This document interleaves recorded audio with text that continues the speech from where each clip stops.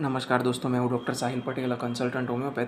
So today we are going to discuss regarding what the doctor needs to know in order to make a successful prescription. So James Tyler Kent sir ने एक पूरा लंबा सा lecture दिया था जिसके अंदर बहुत सारे सेक्शंस थे. Around 37 sections are there. So उनके बारे में हम आज डिस्कस करने वाले हैं. तो let us start. First is introduction part. तो आज का ये वीडियो रहेगा वो इंट्रोडक्शन ही रहेगा, बेसिक. उसके बाद हम धीरे धीरे एक सेक्शंस देखेंगे. बहुत ही छोटे छोटे सेक्शंस है लेकिन बहुत ही डीप चीज़ें उन्होंने समझाई हुई है कि छोटी छोटी चीज़ें भी हमें बहुत हेल्पफुल हो सकती है अपने केस टेकिंग फॉर्मेट के लिए और साथ ही साथ एक सक्सेसफुल प्रिस्क्रिप्शन फॉर्म करने के लिए. फर्स्ट थिंग इज़, सर ही ऐसा बोल रहे हैं कि हमने बहुत सारे लेटर्स ऐसे पाए हैं कि कोई एक स्पेसिफिक डिजीज़ है, ऐसा हमें हुआ है तो हमें प्लीज़ कोई मेडिसिन दे दो. कोई सिम्टम्स लिखते नहीं है, कुछ है नहीं, और उनको ऐसा है कि हम लोग सिर्फ डिजीज़ का नाम देख के एक मेडिसिन दे देंगे. अभी homeopathy is not a nosological form of pathy. हम लोग नेम्स नहीं दे रहे, मतलब एनाटॉमी हिसाब से या फिजियोलॉजिकल हिसाब से. इफ़ सोडियम घट गया तो हाइपोनेट्रीमिया डिजीज़ कंडीशन हो गई, ये हम लोग नहीं बताते. What we believe is that non nosological classification जो मास्टर हनीमैन सर ने दिया है, वो वाला क्लासिफिकेशन. सो इसके बेस पर हम मेडिसिन नहीं दे सकते. Homoeopathic physician has no remedy for the name of a disease. आजकल की ये प्रैक्टिस हो गई है, प्रोटोकॉल्स बना रहे हैं. ये डिजीज़ मतलब ये 4 दवाई दे दो, ये 2 दवाई दे दो, मतलब हो गया सब काम. It is not possible. The next is, homoeopathy is exact science. Why? Because हम लोग नेचुरल लॉ, ट्रू फिजिशियन और इसी बेस पर प्रिस्क्राइब करते हैं. Law of nature, 7 cardinal principles के बेस पर ही होम्योपैथी पूरी की पूरी वर्क करती है. Homoeopathy has no specific disease name but it has a true specific for each individual case of disease. मतलब सिर्फ और सिर्फ कफ कोल्ड कोराइजा भी है इफ़ 10 पेशेंट्स को, तो हो सकता है सबको अलग अलग रेमेडी जा सकती है. सबको कुछ ना कुछ चेंज रहेगा कंप्लेंट्स में, सिम्टम्स में, साइंस में, लोकेशन, सेंसेशन, मोडालिटी, कॉन्कोमिटेंट्स में डिफरेंस रहेगा. दूसरी सिस्टम्स या तो फिर एसोसिएटेड कंप्लेंट्स रहेगी. ये सारी चीज़ें हम लोग ऑब्जर्व करेंगे और फिर मेडिसिन देंगे. इसलिए फिर है, homeopathy does not treat any kind of fever और any other disease in the abstract but applies medicine to the individual personality in that condition which produces or causes fever. Similarly एक बंदा जो है वो स्किन रैशेस उसको create हो रहा है, स्किन रैशेस कौन सी चीज़ की वजह से हो रहा है वो देखना है. एक बंदा है जिसको इमोशनल ट्रॉमा होता है, ग्रीफ होता है, तो तुरंत उसके बॉडी पे इफेक्ट आती है, तो हो सकता है अलग रेमेडी जाए. एक बंदा ऐसा है कि जो वायलेंस देखने के बाद उसके बॉडी के अंदर चेंजेस हुए हैं, तो उसकी रेमेडीज अलग आती है. एक बंदा है जिसको इनजस्टिस फील हुई थी अपनी लाइफ में कि ये गलत हो रहा है दूसरों के साथ, उसके बाद उसके अंदर सिम्टम्स डेवलप हुए हैं, तो उसकी रेमेडी अलग है. तो सेम हम कोई एक फ़ीवर या कोई एक सिम्टम के लिए रेमेडी नहीं दे रहे. हर एक पर्सन को इंडिविजुअलिटी के बेस पे, स्पेसिफिसिटी के बेस पे हम दे रहे हैं, इंडिविजुअल स्पेसिफिसिटी. नेक्स्ट है, to apply the homoeopathic remedy properly that condition of the individual patient must be known by the voice of nature speaking through symptoms. कितना बढ़िया लिखा है. यही चीज़, इंडिविजुअलिटी, उसको पूछ के ही, उसके सिम्टम्स को मैच करके ही हम फॉर्म करेंगे और उसके बेस पर रेमेडी सिलेक्ट करेंगे, जो भी होम्योपैथिक रेमेडी होगी वो. The beneficent creator has ordained that every disease condition shall be made known by certain symptoms and whenever the same is condition is present, same set of symptoms will also be present. ये चीज़ है. तो क्या रहेगा, हम लोग अभी यही चीज़ें देखते रहते हैं. एक डिजीज़ कंडीशन हुई अगर पेशेंट को, तो उसके अंदर 5-6 सेट ऑफ सिम्टम्स प्रेजेंट रहेंगे, बस वही सिम्टम्स घूमते रहेंगे. लेकिन ऐसा नहीं होता है. Certain symptoms are always present in any given disease. This point alone to the name of the disease. इसके बेस पर ये लोग नोसोलॉजिकल नेम दे देते हैं, which is not good thing. Next is, certain symptoms are all present, वो देख लिया हमने. In every given disease there is another class of symptoms peculiar to the individual and differing in some way from those of the other cases of the same disease. These symptoms show the individual characteristics of the patient and point unerringly to the curative homeopathic remedy. If 5 लोगों को dengue भी हुआ है, उनके common symptoms अगर हम देखेंगे कि हाई ग्रेडेड फीवर आ रहा है, body is feeling lethargic, person is feeling nauseatic, हो सकता है कि थोड़ा बहुत माइल्ड हिपेटोमेगाली होगा, या तो फिर असाइटिक, टिपिकल असाइटिस नहीं होता है, थोड़ा बहुत जो है फ्लूइड एक्यूमुलेशन होता है एब्डोमिनल रीजन में, तो उसकी वजह से हो सकते हैं सिम्टम्स। तो ये सब तो कॉमन सिम्टम्स हो गए इसके।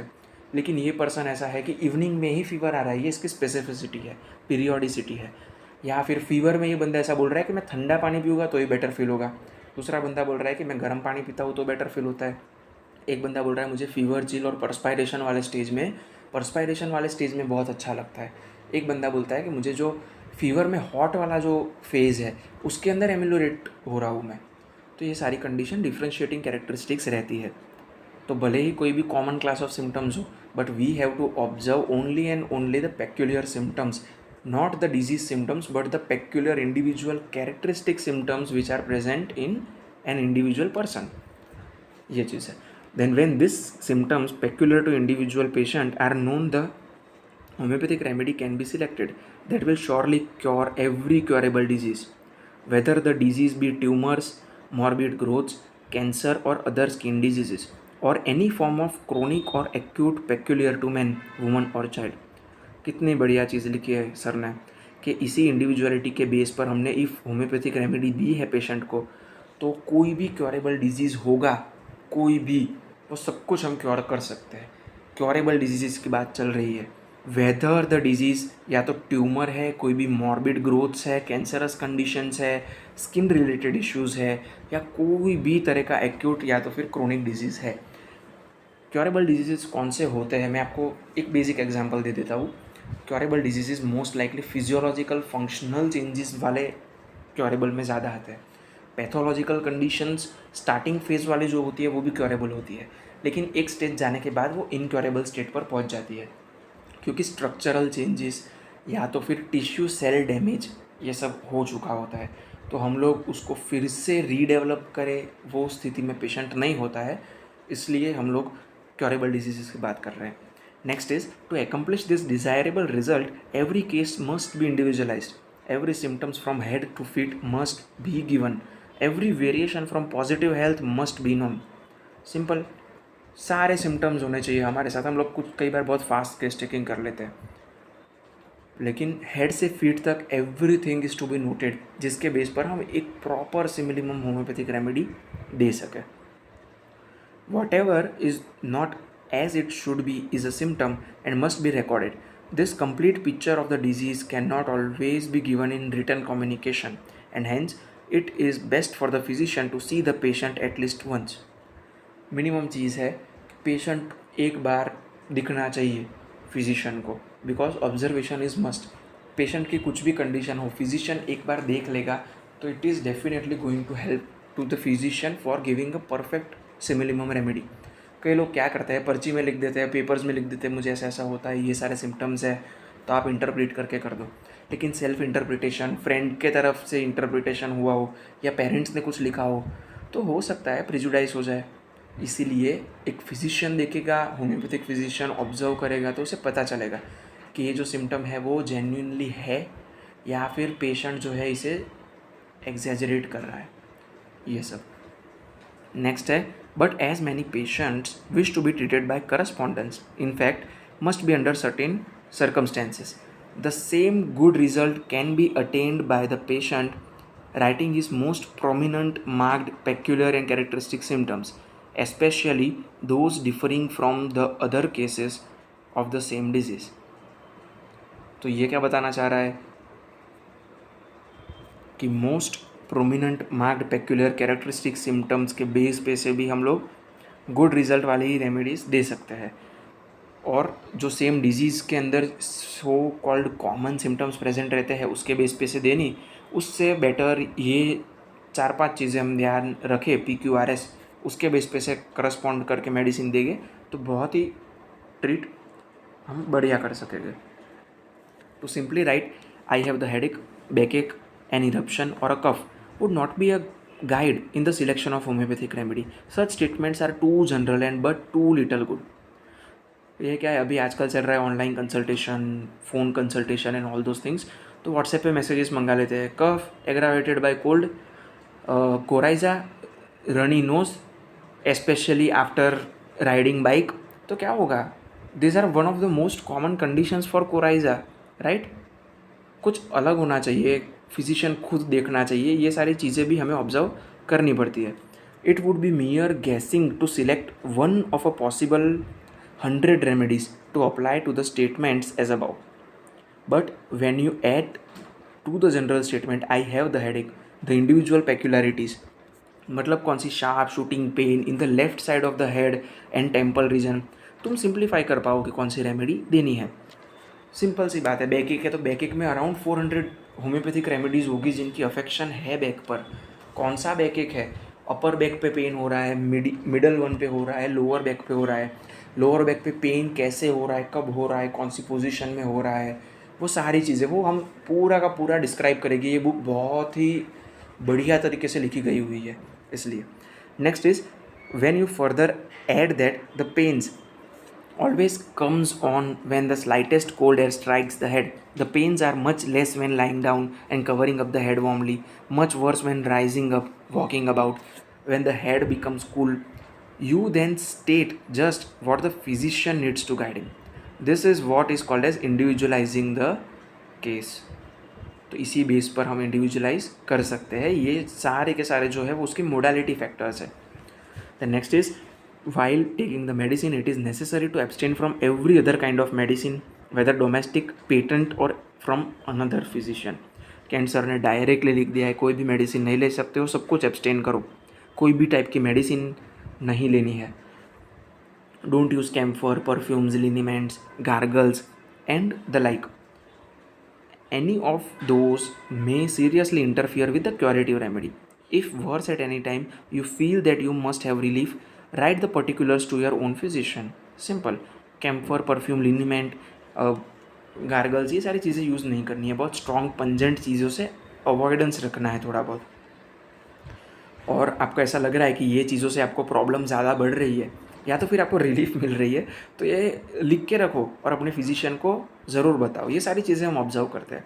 Very often the curative remedy will cause an aggravation at first or at the first menstrual period, but this is a good indication and should not be interfered with. Let the remedy have its work perfectly done. So यही चीज़ है, simple सी बात.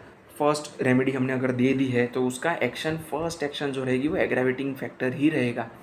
और या तो फिर bodily natural discharges woman के अंदर होते हैं मेंस्ट्रुअल पीरियड्स, उस टाइम पे ये जो कंडीशन होगी वो वर्स होगी, थोड़ी बिगड़ेगी, तो उसे हम अंडरस्टैंड कर पाएंगे और ये एक गुड इंडिकेशन है. कैंट्स 12 ऑब्जर्वेशंस भी हम लोग देखेंगे एक बार. Next is following suggestions and questions will aid the patient in giving such a description of his case as homeopathic physician must have to prescribe intelligently. These questions and suggestions should be read ever till comprehended fully.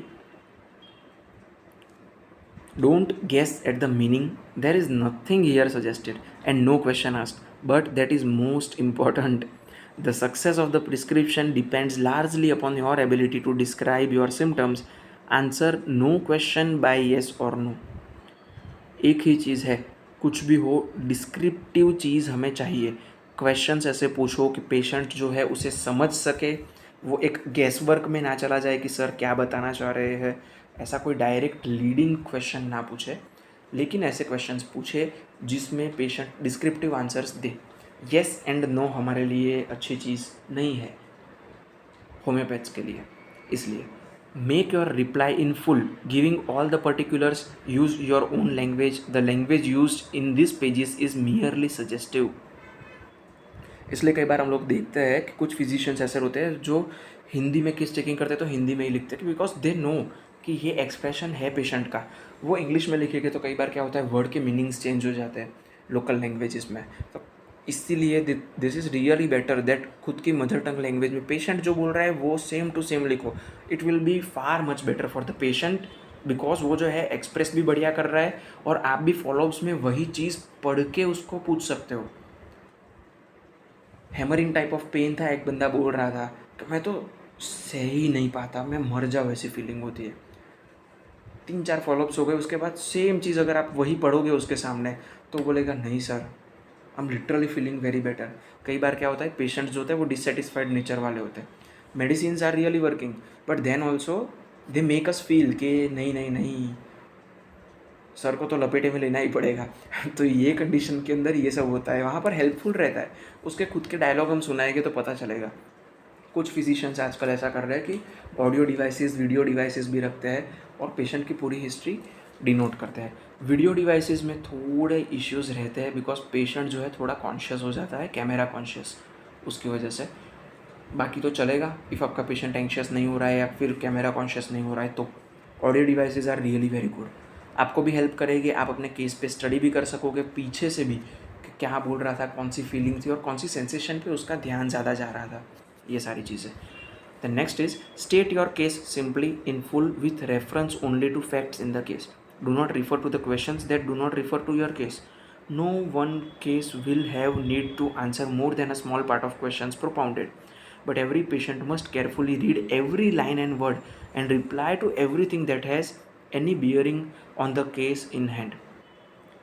Do not repeat the question in your letter, but merely state the fact in full. Pass by anything you do not comprehend. Consult the dictionary for any word you may not understand so as to make sure of your statement. Simple. कई बार क्या होता है, literate illiterate लोग तो होते ही है, illiterate लोग कुछ ऐसे वर्ड्स यूज़ करते हैं जिनका मीनिंग कुछ अलग ही निकलता है, और ऐसा फिजिशियन हम लोग कुछ लिख देंगे तो प्रॉब्लम हो जाएगी। कई बार ऐसा होता है कि बेचैनी जो है उसको हम अलग अलग चीज़ों के साथ ले सकते हैं, फियर, एंग्जाइटी, ये सारी की सारी चीज़ें आती है। कई बार बेचैनी को रेस्टलेसनेस, नर्वसनेस के साथ भी जोड़ा जाता है, तो ये लेमन टर्म्स है। The next is the communications of the patients will be held in strictest privacy. No one will ever learn your private troubles or symptoms through the agency of your physician. Therefore, be perfectly free in your statements. ये सारी चीज़ें अपने patient को पहले ही बता देनी है। उसके कोई फैमिली मेम्बर के सामने भी डिस्क्लोज़ करने की ज़रूरत नहीं है, उसके कोई रिलेटिव्स के सामने भी डिस्क्लोज़ करने की ज़रूरत नहीं है। ये सब मेडिको लीगल, एथिकल और ये सब चीज़ों में भी आता है। लेकिन as a homoeopathic physician we know many much things from our patient कि जो वो खुद भी नहीं जानता होता है, तो ये सारी चीज़ें हम डिस्क्लोज़ नहीं करनी चाहिए। Privacy should be maintained. While taking medicine use common sense in diet. Avoid everything you know to be hurtful or of which you have doubt. Avoid rich, greasy food, spices, cakes, pies, candies, tea, strong coffee, food or drink after which you feel uncomfortable. Sir ने commonly ऐसा लिखा है कि uncomfortable जिससे feel हो रहा है वो सारी चीज़ें अवॉइड करो। इसके सिवाय ये जितनी भी चीज़ें लिखी है वो मास्टर हनीमैन सर ने भी बोला है कि ये सारी चीज़ें अवॉइडेंस में रहनी चाहिए। क्यों? क्योंकि ये मेडिसिनल प्रॉपर्टी को भी अफेक्ट कर रही है और इन जनरल पर्सन को भी इफेक्ट कर रही है उसकी वजह से। तो ये था हमारा आज का topic by doctor James Tyler Kent, how to do a successful prescription as a homoeopathic doctor. Next portion हम सेक्शन 1 के बारे में डिस्कस करेंगे। Thank you.